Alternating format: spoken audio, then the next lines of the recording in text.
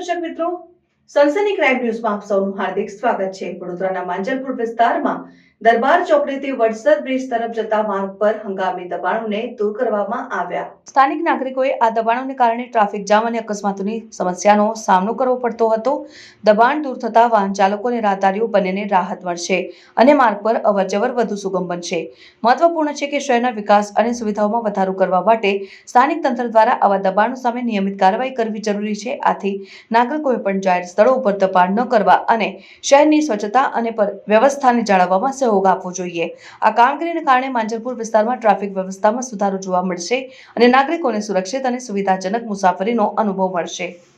આજે માંજલપુર વડસર બ્રિજના છેડેથી પ્રમુખ પ્રસાદ રિટર્ન આપણે વડસર બ્રિજના છેડા સુધી દબાણ શાખાની ટીમને સાથે રાખીને અને પોલીસ વિભાગને સાથે રાખી પોલીસ વિભાગ દ્વારા જે ડ્રાઈવ લેવામાં આવી છે સાથે આપણે લારી ગલ્લા હંગામી જેટલા પણ લારી ગલ્લા છે બધા રિમૂવ કરવામાં આવેલ છે અને અત્યારે કામગીરી ચાલી રહી છે।